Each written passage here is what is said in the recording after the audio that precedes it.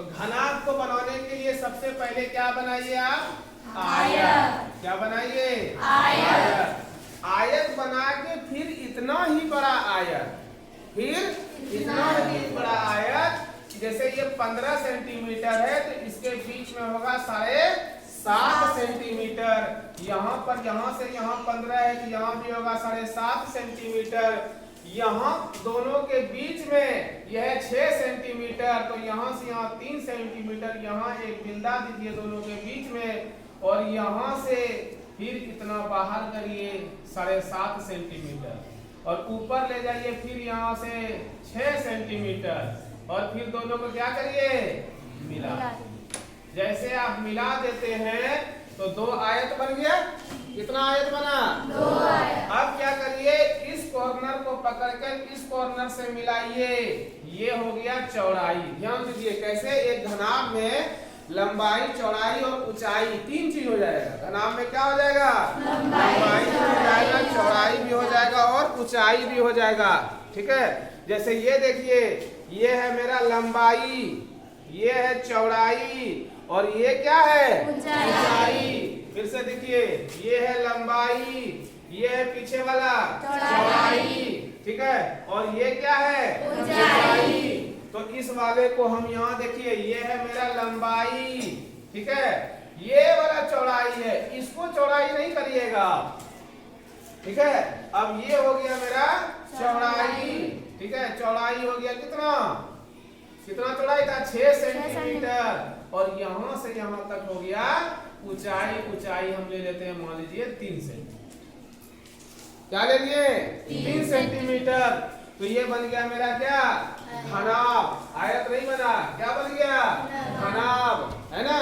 और जब घनाभ बन गया तो घनाभ का भी क्या निकलेगा? क्षेत्रफल भी निकलेगा, और घनाभ का आयतन भी निकलेगा। घनाभ का क्या निकलेगा? क्षेत्रफल भी निकलेगा और आयतन। लेकिन अब ये देखिए, जब ये सिर्फ पेज था तो ये पृष्ठ था, निकालना आसान था। लेकिन अब इसमें एक पृष्ठ नहीं है, इसमें 6 पृष्ठ है। देखिए, एक पृष्ठ, इसके नीचे दूसरा पृष्ठ, सामने में तीसरा पृष्ठ, पीछे में चौथा पृष्ठ, इस साइड में 5वां पृष्ठ, इस साइड में 6ठा पृष्ठ। यानी इसके 6 फेस है। कितने फेस है घनाभ के? 6 फेस है, 6 फेस है। तो इसमें देखिए, इसमें तो 2 गुना लंबाई हो जाएगा। 2 लंबाई है ना, 2 चौड़ाई और 2 ऊंचाई। तो इसलिए आयत का हम लोग निकालेंगे पृष्ठीय क्षेत्रफल। आयत का कौन क्षेत्रफल? पृष्ठीय क्षेत्रफल। और जब आयत का पृष्ठीय क्षेत्रफल निकालेंगे, ठीक है, आयत का पृष्ठीय क्षेत्रफल निकालेंगे तो हम लोग क्या करेंगे? 2 को लेंगे, 2 इंटू घनाभ का पृष्ठीय क्षेत्रफल जब लेंगे, ठीक है, आयत नहीं है, घनाभ है, घनाभ का पृष्ठीय क्षेत्रफल लेंगे तो इसमें देखिए, इसमें लंबाई को किससे गुना करेंगे? चौड़ाई से। ठीक है, जोड़ चौड़ाई को किससे गुना करेंगे? ऊंचाई से। फिर ऊंचाई को किससे गुना करेंगे? लंबाई से। और एक को नहीं है, कितना है? 2 है। तो घनाभ का क्षेत्रफल हो जाएगा 2 इंटू लंबाई, लंबाई गुना चौड़ाई जोड़ चौड़ाई गुना ऊंचाई जोड़ ऊंचाई गुना लंबाई। इस प्रकार से ये घनाभ का क्षेत्रफल भी हुआ और घनाभ का पृष्ठीय क्षेत्रफल भी हुआ। घनाभ का क्षेत्रफल भी हुआ और घनाभ का पृष्ठीय क्षेत्रफल भी हुआ। ठीक है, अब हम लोग जानेंगे किसका? घनाभ का आयतन। अगर हम लोग देखेंगे तो आयतन में कुछ नहीं करते हैं, लंबाई गुना चौड़ाई गुना ऊंचाई करते हैं।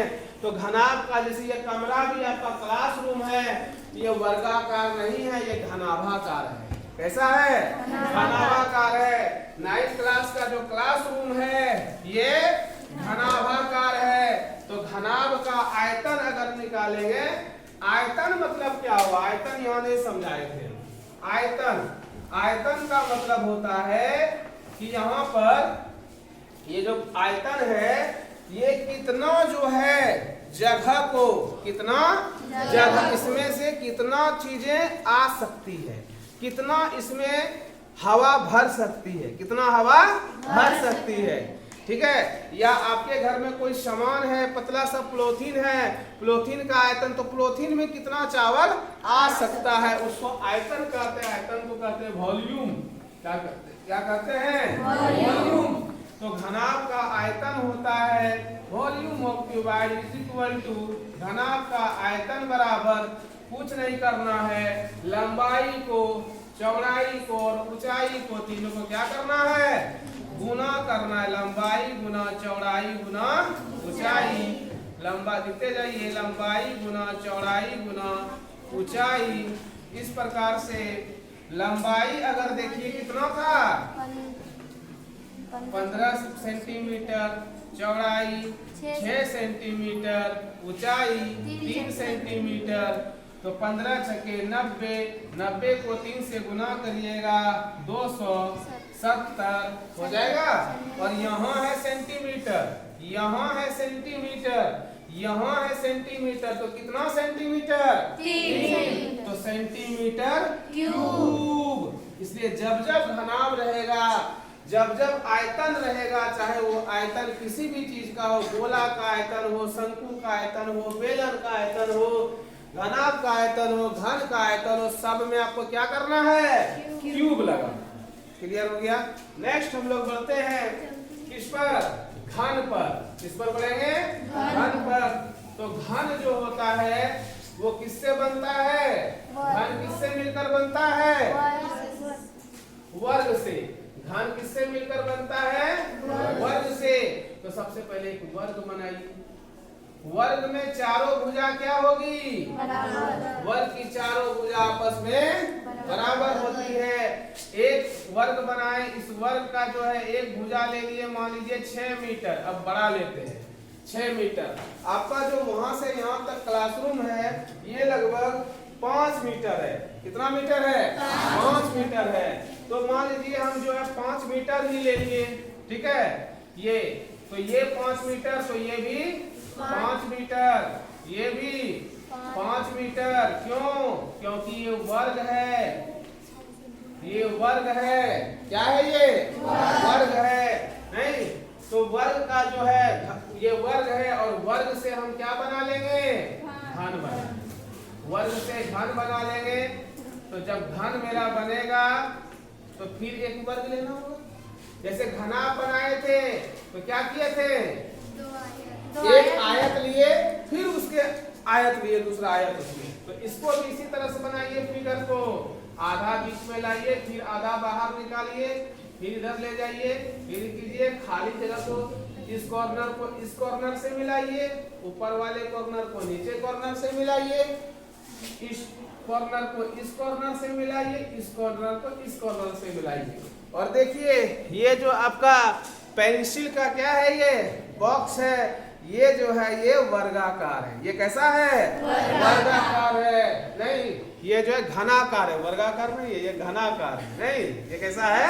घनाकार है। इसमें ये घन है, तो हम लोग घन का भी क्या देखेंगे? पृष्ठीय क्षेत्रफल देखेंगे। घन कितना? अब देखिए घन का भी 6 फेस। घन का भी कितना फेस? 6 फेस। एक चेहरा, पीछे चेहरा, इधर चेहरा, इधर चेहरा, ऊपर चेहरा और नीचे चेहरा। तो घन के कितने फेस हुए? 6। घन के भी 6 फेस हुए। अब हमको बताइए, अगर वर्ग रहता तो वर्ग का क्षेत्रफल क्या था? वर्ग का क्षेत्रफल क्या था? ए स्क्वायर।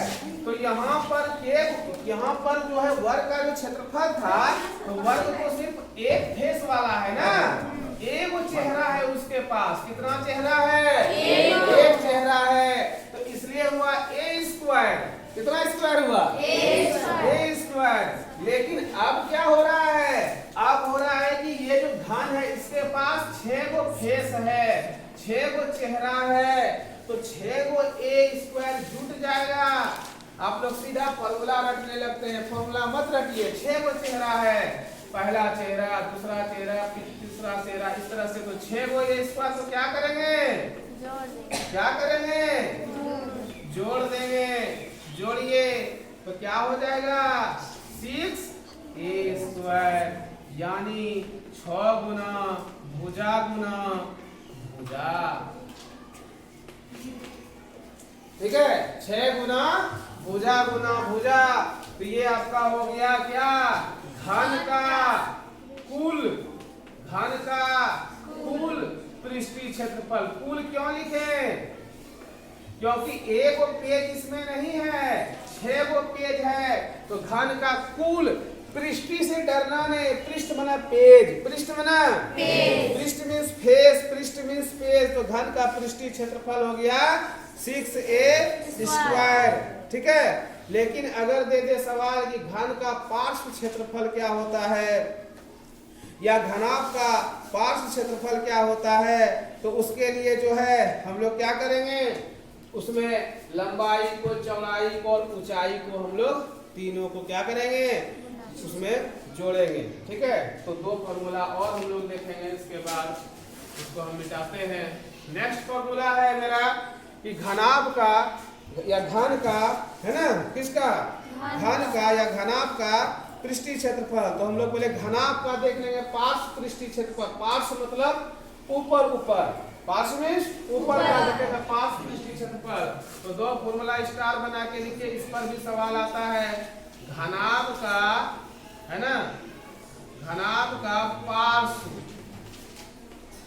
पार्श्व पृष्ठीय क्षेत्रफल।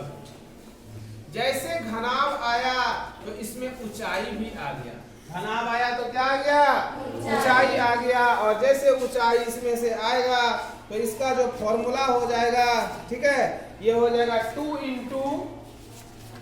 इंटू लंबाई गुना लंबाई जोड़ चौड़ाई गुना ऊंचाई। तो इसको भी याद रखना है, घनाभ का पृष्ठीय क्षेत्रफल, घनाभ का पार्श्व पृष्ठीय क्षेत्रफल। ठीक है, उसके बाद एक फॉर्मूला आएगा घनाभ का या घन का पृष्ठीय क्षेत्रफल। ठीक है, घन का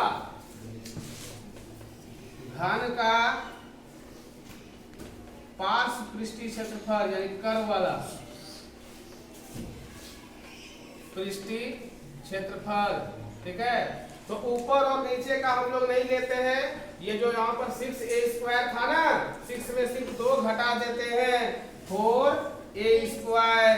क्या करेंगे, 4a² करना है सिर्फ, क्योंकि ये ऊपर वाला भी खुला रहता है और नीचे वाला भी खुला रहता है। पार्श्व अगर आप कर रहे हैं, पार्श्व मतलब तो इसी तरह से ना, अगर हम गोल किए इस तरह से, इसको जो है कर्व किए, तो कर्व किए तो क्या हो गया, मेरा इधर भी खुला हो गया और इधर भी खुला हो गया। जैसे इसमें एक भाग खुला है, अगर इसका कोई हमको क्षेत्रफल बोलेगा कि ये घनाभ आकार का है, इसका क्षेत्रफल कितना होगा, तो इसको हम 6 नहीं बोलेंगे, क्यों कि एक भाग खुला है, 5a² बोलेंगे। क्या बोलेंगे, और ये वाला भाग को भी हम खुला छोड़ देंगे तो 4a²। यही है घनाभ का पार्श्व पृष्ठीय क्षेत्रफल बराबर 4a²। इस तरह से हम लोग वर्ग, आयत, घन और घनाभ सीख लिए। ठीक है, 4 चीज हो गया। अब हम लोग देखेंगे वृत्त। मिटाए नीचे ऊपर, ठीक है। अब हम लोग देखेंगे वृत्त। ठीक है, तो वृत्त जो होता है, वृत्त को कहते हैं सर्किल।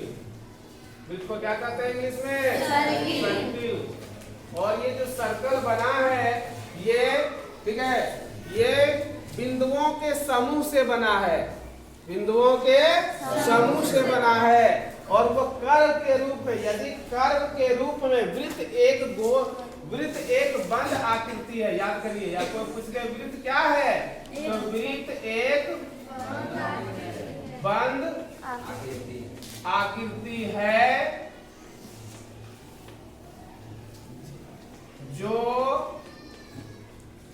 बिंदुओं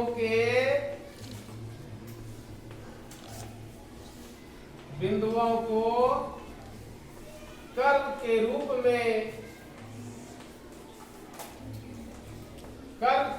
में इकट्ठा करने से बन जाता है। ठीक है। अब देखिए कैसे, एक बिंदु दिए यहाँ, फिर दो बिंदु दिए, फिर दिए, फिर दिए, फिर दिए, और इसको धीरे धीरे धीरे धीरे हम क्या कर रहे हैं, कर्व के रूप में रख रहे हैं। किसके रूप में रख रहे हैं, कर्व के रूप में। तो ये गोलाकार हो गया, यानी वृत्ताकार हो गया। क्या हो गया, वृत्ताकार हो गया। तो ये एक वृत्त बन गया, और जैसे वृत्त बना तो वृत्त का भी क्या होगा, क्षेत्रफल होगा। याद दीजिए, वृत्त का भी क्या होगा, तो आप लोग को अगर फॉर्मूला याद है तो बताइए, वृत्त का क्षेत्रफल क्या होता है, क्या होता है, 2 पाई नहीं होता है, पाई आर स्क्वायर होता है। ठीक है। और वृत्त का परिधि, तो फिर वृत्त का क्षेत्रफल बताए, तो क्षेत्रफल बना ये कितना जगह को छेद रहा है, कितने जगह को घेर रहा है, कितने जगह को कर्व कर रहा है। ये वृत्त है, ये क्या चीज है, ये वृत्त है, ये कितना जगह को घेरा। तो वृत्त जो होती है, वृत्त में क्या क्या होती है हम लोग देखेंगे। तो वृत्त में सबसे पहला जो होता है, एक जो है, ये जो है, ये एक कर्व है। ये क्या है, ये कर्व है। इसको हम लोग बोलेंगे पहला कर्व या वक्र। कर्व इंग्लिश में क्या कहते हैं,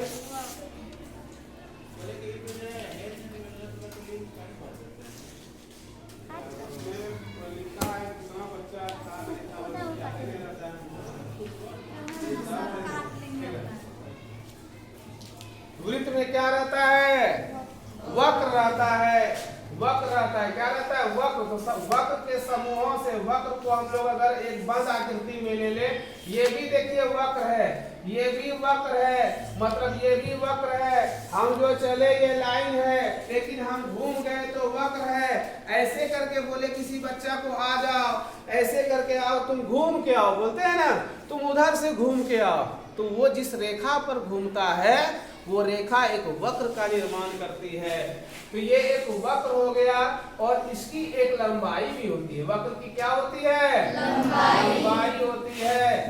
तो वृत्त का भी क्या होगा, लंबाई होगा, यानी वृत्त का भी क्या होगा, परिधि होगा। परिधि को ही कहते हैं लंबाई, परिधि को ही क्या कहते हैं, लंबाई कहते हैं। ठीक है।